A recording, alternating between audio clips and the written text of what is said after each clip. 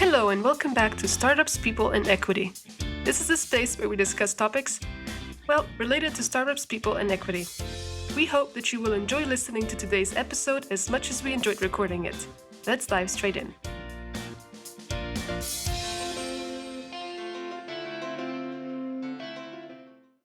After a degree from a small private research university in California, just outside Palo Alto, Zach joined McKinsey and worked with them first in Los Angeles and then in New York for 5 years.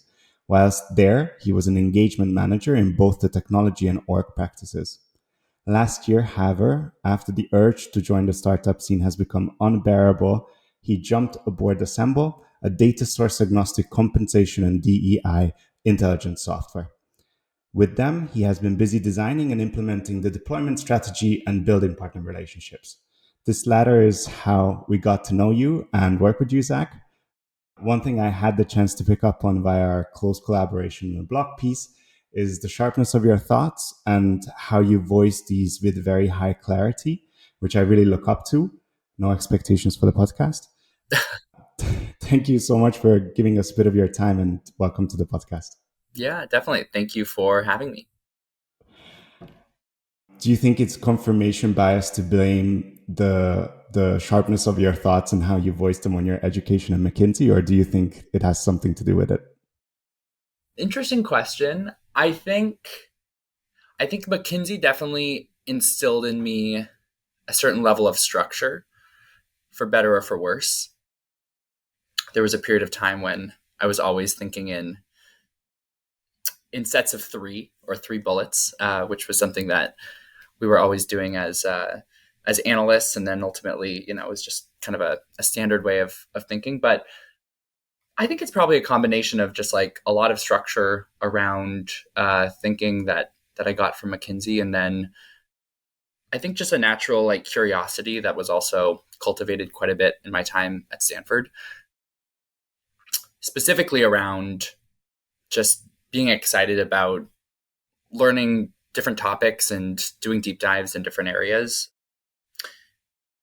With Stanford specifically, we were on the quarter system, so I was given a lot of flexibility to take art history classes or to take philosophy classes in addition to like my major, which was more around data analytics and data science.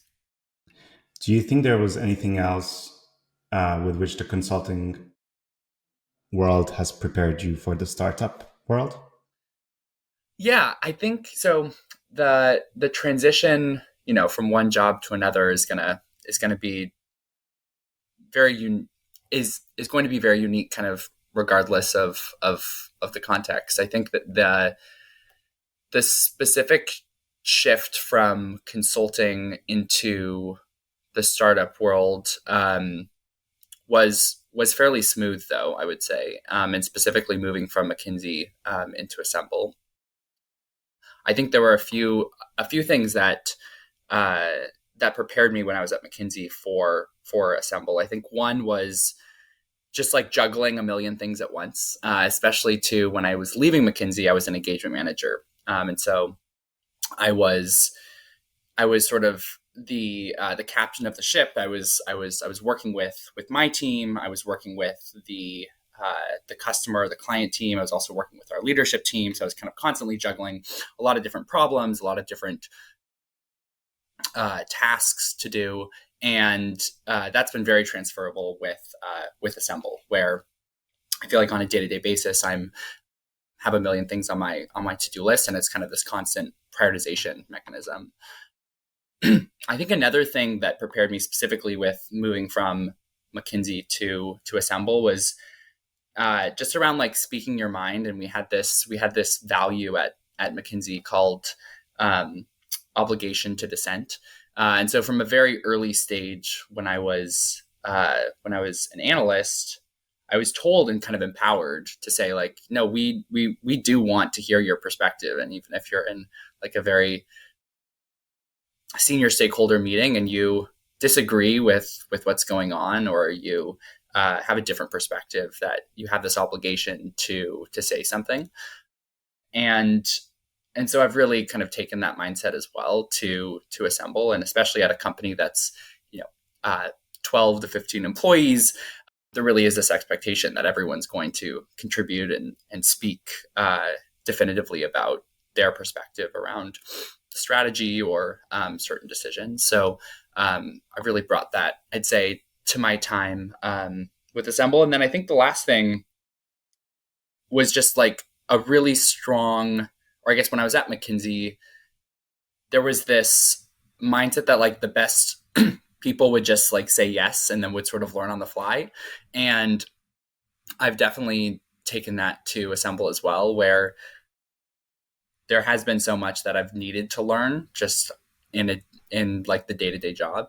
And it's always come from just like a genuine curiosity around what that's going to look like. And starting with this like more optimistic kind of positive mindset going into the process, and then figuring it out and knowing that you can rely on mentors or you can rely on the team to help fill the gaps where you don't have the skills required, has been something that's definitely helped me in the last year or so. These actually sound like very, very helpful things in the early stages where everything is chaos, and even little bits of structure, even if that's voicing an opinion, I can see how that would really help. I think we both experienced that much this early stage, and unbeknownst to us, that was what we were all seeking. This little bit of structure. How can I actually get from today to tomorrow in a way that actually moves the needle? So being busy for the sake of being busy is something that can quite quickly happen, and all of these things that you just said actually work towards moving the needle, not just being busy.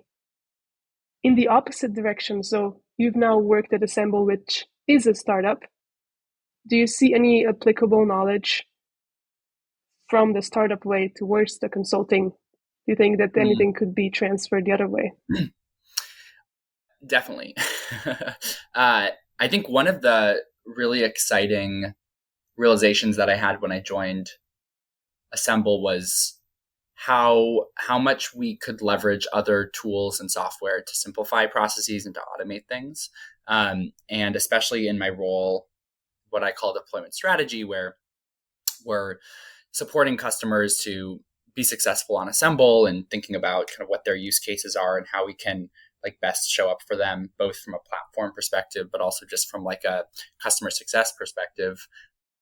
There are so many tools that we use internally, from like Airtable to Asana to, Slack automations. We use like Zapier, like so many different tools, like the best software that's basically on the market right now, to give us leverage on a day-to-day basis. And I think that's definitely a place where I think, especially some of these large consulting firms, where they are like 10 or 20 or 30,000 employees. So it's definitely going to be harder to bring this change overnight, but they still largely rely on like Excel and PowerPoint and Microsoft Office. And I do think that there's a lot of opportunity to think about, how to use best in class software and tools to simplify operations. And I think just in the past year, there's so much that I've been able to like automate and just simplify in my life. That's given me leverage in my day to day that I think a lot of consulting firms could benefit quite a bit from, be it like project management or any of these automations. And I think that's super interesting. Kind of from the startup angle, we usually hear startups going enterprise, maybe post Series A, B. Like that's when they kind of move up the food chain in terms of the size of the customer. And what I'm hearing from you is understanding that the sales cycle will be longer with a McKinsey. Maybe there is a need for a couple of the softwares which sales team is currently focused on only startups. Yeah, I think so. I mean, I guess shifting a bit to Assemble, I guess in that case, we have been able to play sort of across a lot of different segments in the market, which has been driven largely by the fact that we have been data set agnostic, and we've been able to just have really strong workflows that support bigger enterprises, but also like all the way down to small scaling Series A, Series B startups as well, which I think has given us really good flexibility as we've been able to grow, and we've been able to also see a lot of different use cases in the market and think about kind of how our software best addresses those. Do you, just going down this route a little bit further, feel free to not share if you don't want to, but do you see a particularly strong fit anywhere in that value chain between small and larger companies for Assemble? Yeah, I mean, I think we definitely have our sights set on like more of that enterprise segment in the market, with largely because we've seen a lot of traction there. And so it also gets me excited as well as I think about sort of my experience too, working with a lot of those larger enterprises at McKinsey, where it's been largely more on like the services, like consulting side, to think about, okay, how do you take a lot of those more manual processes or 8, 12 week long engagements that we were doing as a firm in the org practice and in projects largely around compensation or people planning or workforce planning, and how do you think about actually just building software that can be very repeatable, can reduce error, can kind of democratize some of the decision making to different managers and different stakeholders within the organization, and that gets me really excited because I think there's specifically in the HR tech kind of workforce planning space, there's just a lot of opportunity more at that enterprise level, especially to around user experience, where I think that's been a really big gap today with the existing platforms that exist in the space. Very interesting how you explained basically a SaaS version of onboarding and then paired it with consulting and services, which does bring us to what do you currently do and how is it similar to consulting? I know we had some conversations around it, and I wanted to go into that comparison actually. Yeah. So what do I do? So I lead what I call the deployment strategy team at Assemble. You could think of this as more of like a traditional customer success role. But when I was having conversations with Lisa and Enrique, who are the two co-founders of Assemble, last year to join, I was going back and forth in terms of like what I wanted this role to be called, and ultimately landed on deployment strategy.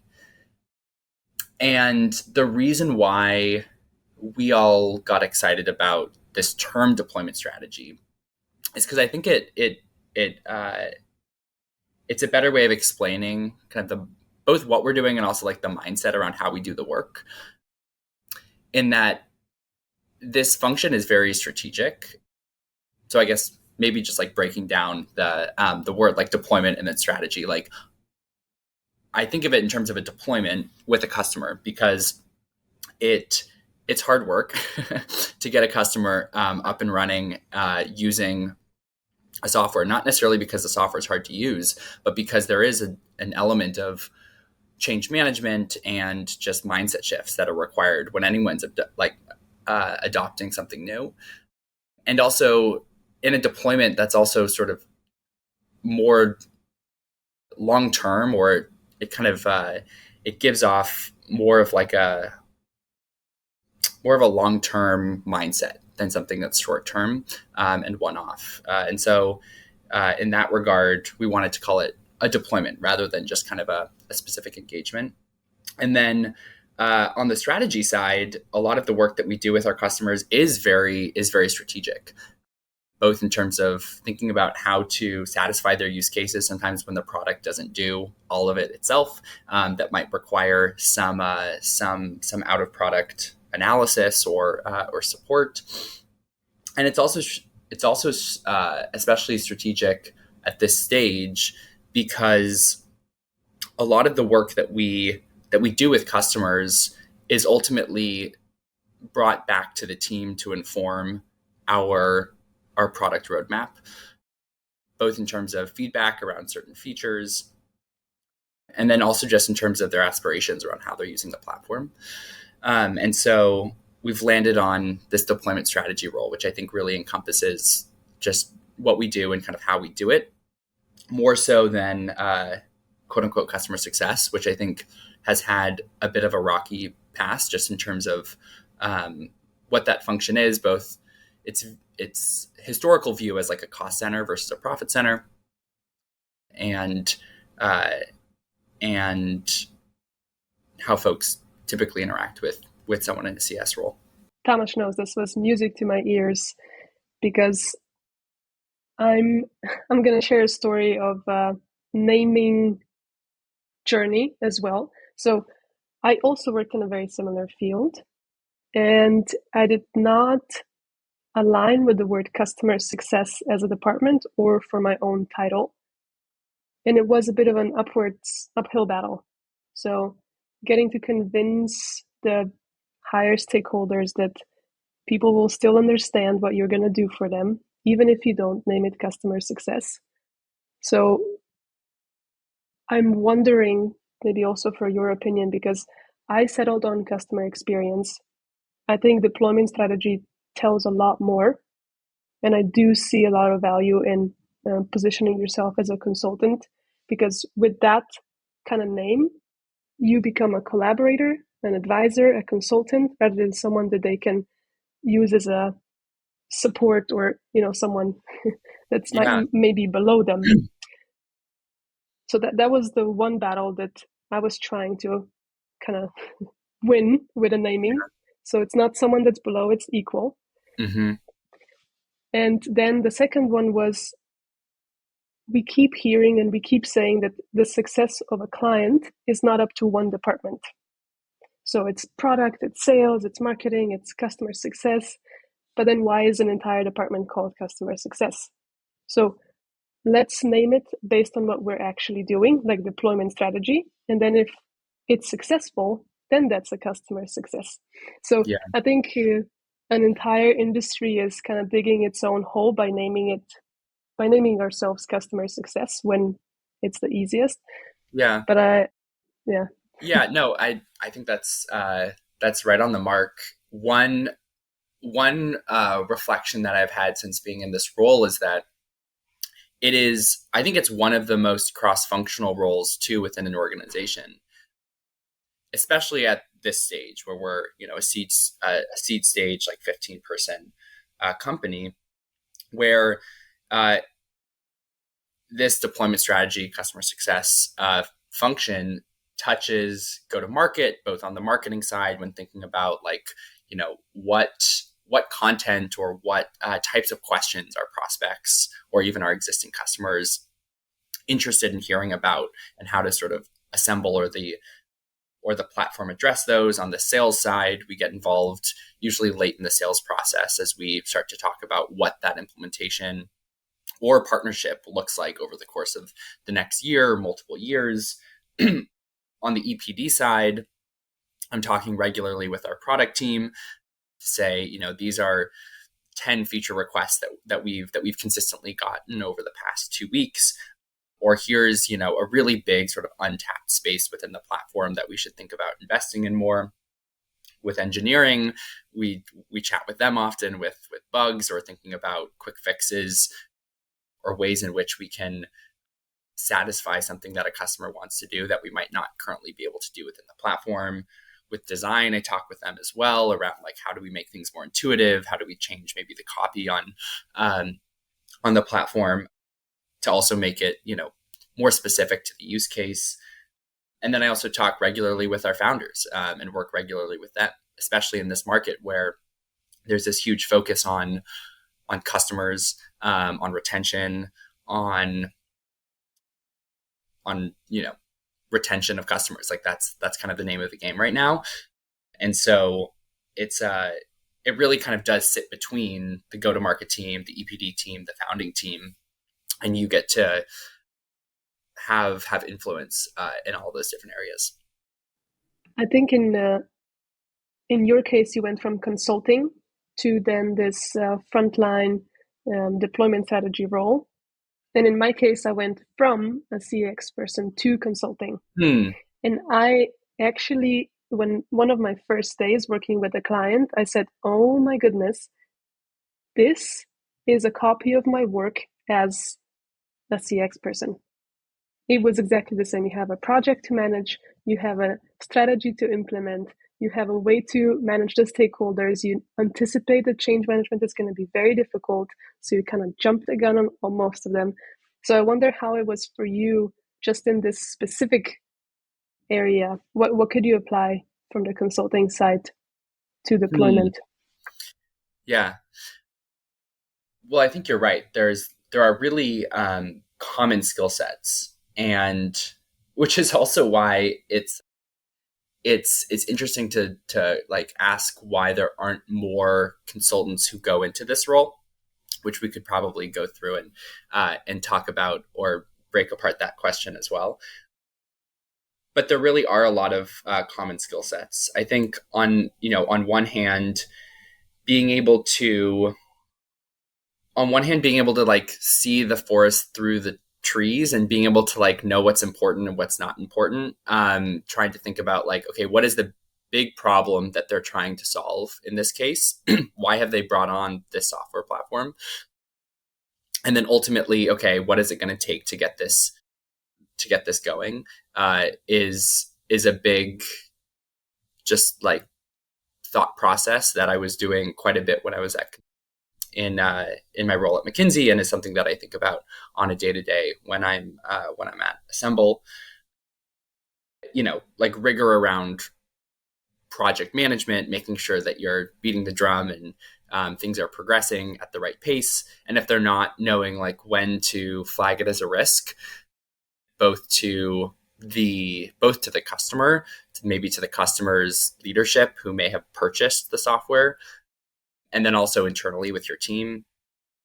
There's a lot of just like creative thinking that goes into this role, especially at our stage where we do a lot really well, but there are still some evolutions that we need to make in the product, and sometimes that just falls to my team to to do them out of product, but then ultimately to take a more strategic role or mindset to also think about, okay, how do we then feed these insights back to the Assemble team or to the product team so that we can learn from this experience and maybe could ultimately build this into the product too. So there's so much, there really is so much that you can apply from one to the other. And I guess as I'm saying all those things, I can also see, how it's not just one directional, it really is bi-directional. So really interesting to hear that you felt similar applicability going from CS or CX into consulting, because I can definitely see how that would work well as well. I wonder how you see the relationship or a spectrum of consulting, and then on one end customer success, because one of them, for example, I said to a friend, yeah, I do consulting. It's like, oh wow, you must be so rich. And the other, customer success. Okay, so the polarizing reactions to essentially a very, very similar type of work. Yeah. I wonder how you're experiencing this. And just so I can clarify how I'm experiencing it in terms of like the external reactions to the role that I'm in. Yeah. Yeah. And I think this also maybe gets to what I alluded to before, which is just the fact that customer success, I think, has historically had this stigma around it being a cost center or something that's not very strategic. That's something that you kind of have to do in order to satisfy your customers or to get them onboarded onto the platform.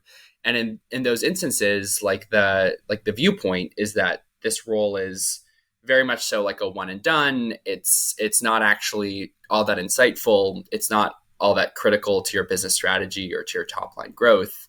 And that's just not the case. And it's definitely not the case anymore in this market, where this role is incredibly important for maintaining your customers, for growing and expanding your opportunities, and your potential within each customer relationship, and then also just in terms of building the best product that's actually going to satisfy your customers. And there's this great quote that one of our co-founders sent around to me a few months ago from Jeff Bezos, which is that, you shouldn't be afraid of your competitors, you should be afraid of your customers. And I think that's completely right. And it requires a really strong relationship, kind of a trusted partnership with your customers, to be successful right now in this market. And so, all that being said, and those are things that I know to be true, there still is this perception, I think, in the market that maybe customer success is not as like flashy or as sexy as like a consulting role, which is probably one of the reasons why I did want to reframe and call it deployment strategy, which I think was more true to how I saw the role. And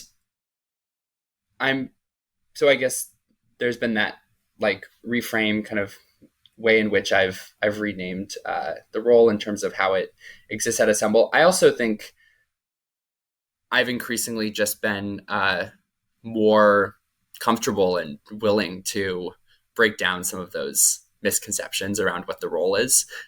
And I think it does take folks to just assert that it is something that's very strategic, that is really interlinked and intertwined with your ability to maintain and grow revenue right now. And I think that'll continue to be the case. Agree, 100%. Because I was talking recently to a colleague that also works in a very similar field as the two of us. And she was expressing to me that maybe, there is some undervalued problems within the industry. And what she said was, I don't understand that because the CS team, whatever they call it, they manage the majority of the company's ARR. There's literally a number behind it. Shouldn't be that hard to value it. So that's like really a direct correlation between the value of a department and the value it brings. Yeah, definitely. I think one thing, actually it was something that a friend said to me when I was thinking about joining Assemble, specifically within this role, where they asked, well, how are you going to like actively show or like demonstrate metrics around your value? And it made me think for a second as I was going in, like, okay, well, what will be some of those metrics of success? How can I actively, make sure that I can like quantify the value that I'm bringing? And I think one realization since having bent and ultimately grown a team in this function for the past year has been that it's actually very easy to quantify your value within this role.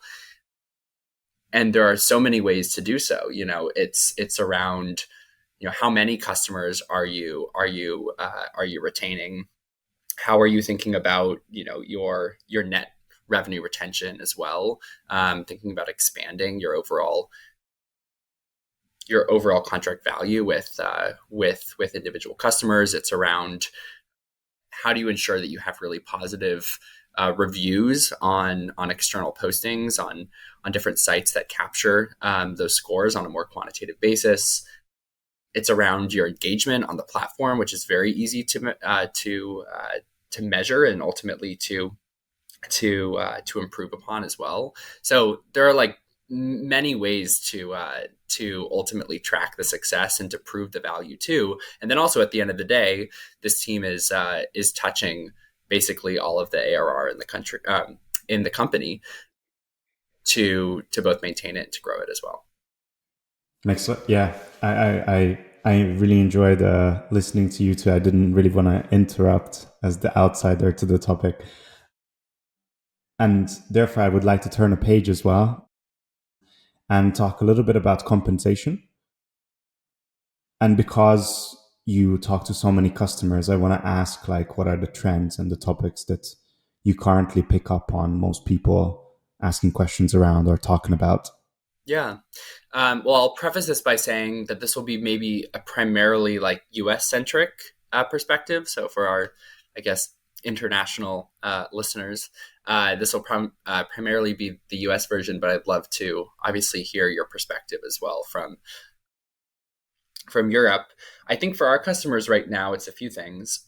One is just pay transparency, which is it's a it's both, I would say, a cultural and a legislative trend that's happening within the US. We are a few years behind Europe, but is this idea around being both more transparent with your current employees around the philosophy around how they're paid, but also with candidates around what the specific pay range will be when they're thinking about entering a role. So that's a huge topic of conversation, especially for organizations that have historically not been as transparent in the past and are going through a bit of this identity crisis around how can you create that level of transparency both externally and internally, and you really can't do one without the other right now. So I'd say that's one big trend. Another big trend is largely around this concept of locations and geography, especially in a world that's been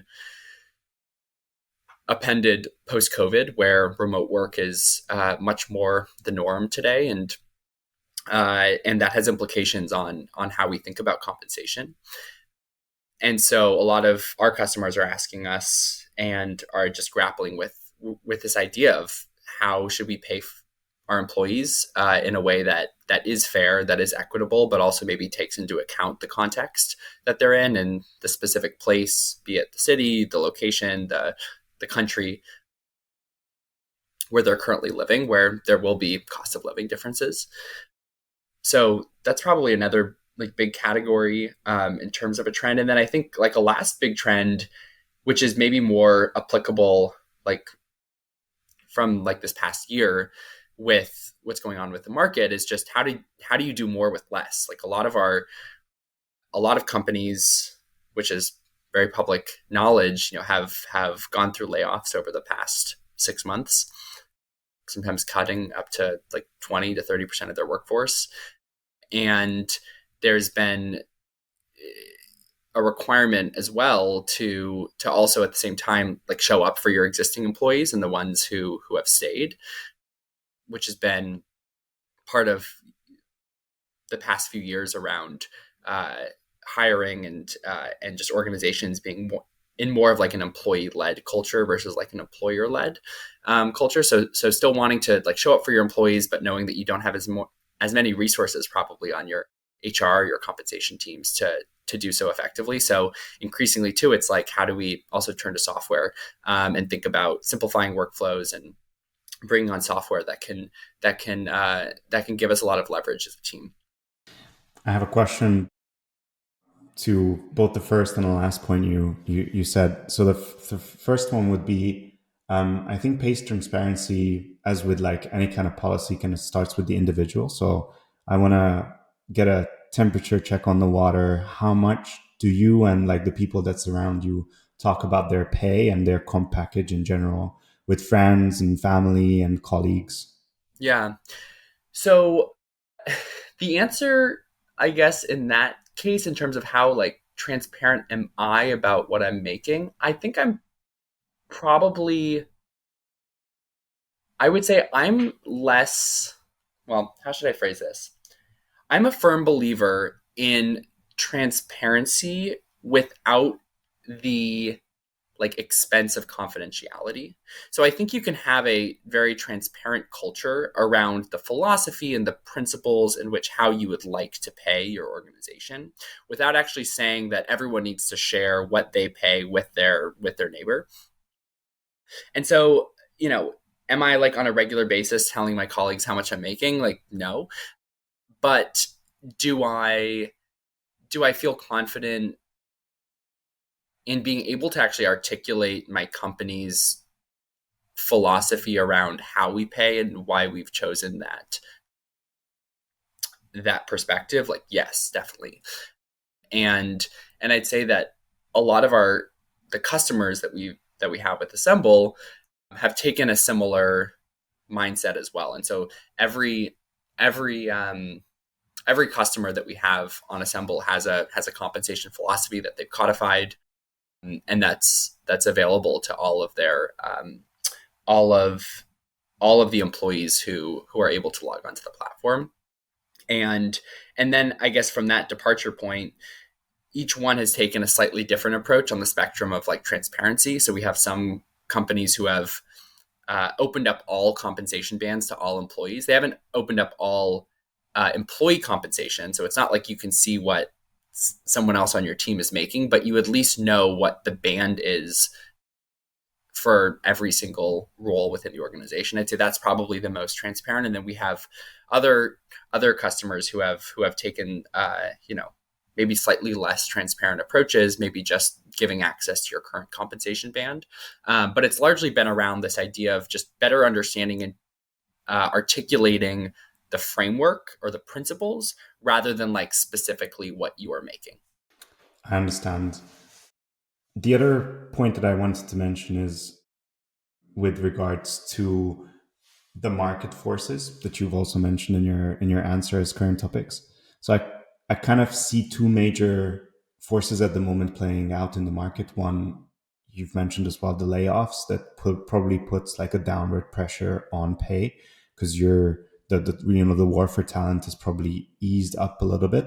So you probably feel less inclined to pay very high salaries as a startup for talent that you can get for cheaper. And then the other side, you have inflation that is, at 30, 40-year record. Do you see other major market forces, and in which way do you think the market will eventually move or has moved? It's a great question. And I would say that I am absolutely not an expert in this space. So this will be me more just hypothesizing about No other expectation for that. exactly, about other forces. I think maybe a few for like other forces that I think are contributing to what we're seeing right now. I think one is this concept of, just globalization and this realization that you can do a lot of work that you don't necessarily need to be like physically sitting next to your coworkers, obviously, to be productive. And this realization that you could be like in Fiji, and you could be you could be in different corners of the world and still contribute to this global workforce. And so I think that's been a big trend. I think we're seeing that specifically within the US, especially around the fact that a lot of what we would typically consider like tier 2 cities, which are cities that I don't like to call them tier 2, but non like core New York, San Francisco, Chicago, Los Angeles cities that typically have been able to command kind of the highest compensation rates within the US. Cities that sit outside of those areas are increasingly being able to command rates that are close to, if not on par with those cities. And so there's been this kind of equalization in terms of what compensation looks like in a very fragmented country where we have, very urban and very rural environments. But we have this equalization that's happening. And so I think that's probably another force that's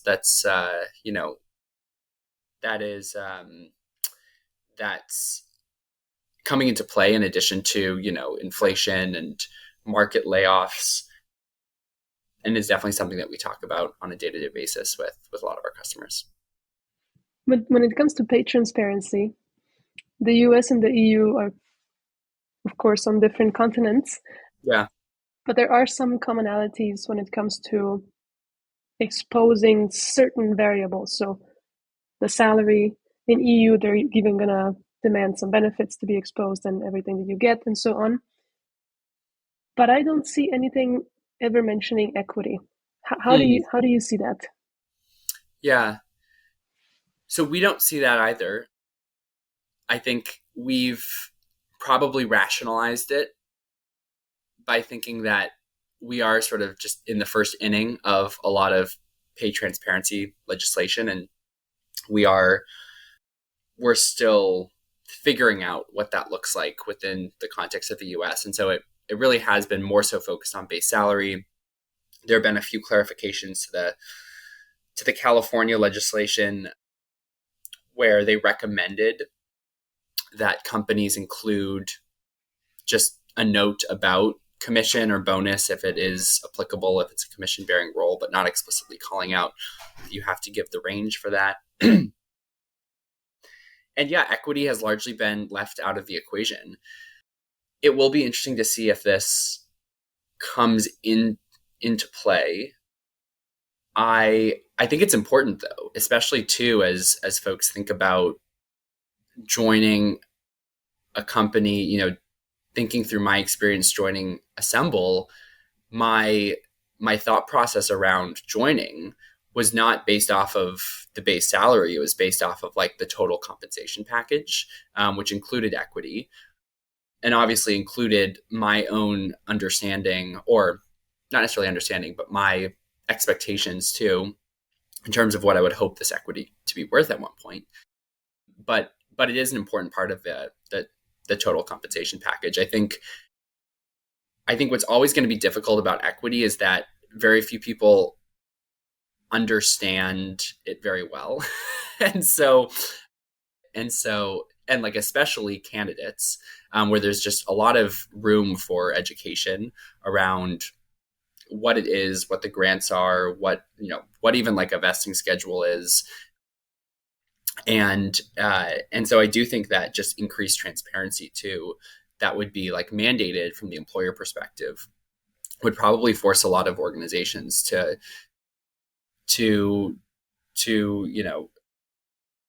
both educate themselves, but then also educate the candidates too in that process of hiring around equity. Yeah, I've seen some companies enjoying the ignorance of candidates, especially when it comes to equity, because as soon as people are educated to an extent, the questions become uncomfortable. So I can understand the delay, but the not the problem, but the challenge that awaits everyone if it's a successful startup anyway. Questions are going to come up because the higher the share price, the more interested people are in their own equity, and that's where all the questions come out. And this is the pivotal point where you're getting so high with your value, you can't afford to lose the people that you brought so far with a silly clause that you thought of 5 years ago. So that was but it's hard for some companies to understand that maybe is waiting for them. Yeah, definitely. And there are also a lot of other elements around transparency around equity beyond just like what is the range for this role. There's also transparency, I think, to your point around just like like valuation and like expected scenarios. That can be one. There can be transparency around, can you exercise these shares early? I have a friend who multiple years into being at the startup that they were working with, realized that they could have done early exercise. And then suddenly it was a few years down the line, and that would have been something that they would have liked to do immediately when they had joined. But it was obviously a few years too late. So just being transparent about a lot of these different considerations, I think ultimately comes down to, has your organization thought about this? Have they put these considerations on paper? Like, do they have a compensation philosophy? And the organizations that have been thoughtful and have been regimented about documenting what their processes and their approaches are the ones that are ultimately going to be more successful in this market of transparency, and the ones who have historically not been transparent and are trying to quickly put together a framework for compensation for their candidates and not so much for their existing employees, because it's very reactive to this legislation, are the ones who are really struggling right now. Yeah, I agree. We do hear complaints from actually it's from both sides, be it early employee, late employee, leadership, management, that there's not too much attention, but let's use that word, too much attention on the new hires. So the new hires get all the glory. Yeah. The OGs get forgotten. What do you see any of these scenarios that have played out and you've seen it assemble something going wrong or spectacularly well after that? Well, I definitely agree with you. And I think we see it especially too when companies want to, bring their compensation bands into Assemble. They usually have those initial equity grant bands, but they haven't thought about what their philosophy or their approach would be in terms of refresh grants, or how to think about continuing to show up for their existing employees on the equity front. And this is a big miss, because a refresh grant can be very important from a retention standpoint, and just from like a market competitive standpoint as well. And I would say that it's usually seen as an afterthought, which is problematic both from a budgeting standpoint, because if you ultimately want to spin up a refresh program, you need to make sure that there's enough room on your cap table to do so. And then it's also a big miss from a retention standpoint, especially if you haven't been doing it in the past and you start to think about the different employees who you may have lost over that period, who maybe would have stayed if they had continued to see that incentive alignment, and just increased buy-in in the overall trajectory of the company. Because I had the chance to see your platform in action, I know a little bit about the answer, but I wanted to ask anyways, to what extent do you cover equity with Assemble, and how often is it a question by your clients and customers? Yeah, equity is a huge part of Assemble. So Assemble is seeking to help organizations better manage their total compensation program, and equity is obviously a really core part of a total rewards and total comp program. So equity shows up in a lot of different places.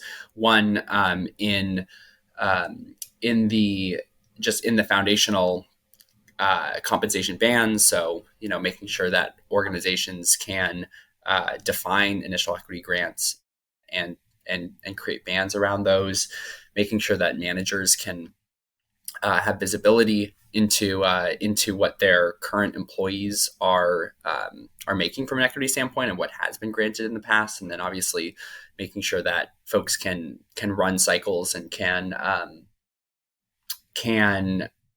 give additional equity to folks during a promotion or a merit cycle. So it's very much so core to any compensation strategy or any compensation philosophy, and so it shows up in how we built the product in many different ways. We're coming up on our time, but I do have one last question. Because you work with so many data sources, do you see any that are particularly strong on the equity side? Yeah, I think, well, the natural answer here is Carta, simply because they've been so successful as a cap management platform, and are really able to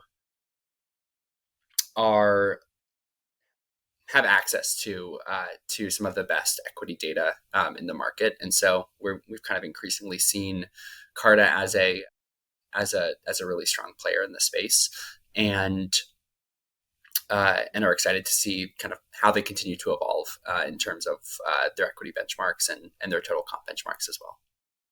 Thank you very much. I think that wraps up this episode. Zach, thank you so much for your time. If there's anyone in the audience that wants to reach out, I think they should feel free, right? They can find you on LinkedIn, and maybe we can even put an email. And do check out Assemble. I think that the take of a data agnostic comp benchmarking tool and also you have a DEI in-plug and interface. I think it's really interesting, and yeah, I wish you all the success. Thanks so much. Thank you for having me on. It's been really great chatting, and also spending more time with both of you. Thanks, Zach. Cool. Thank you, Zach.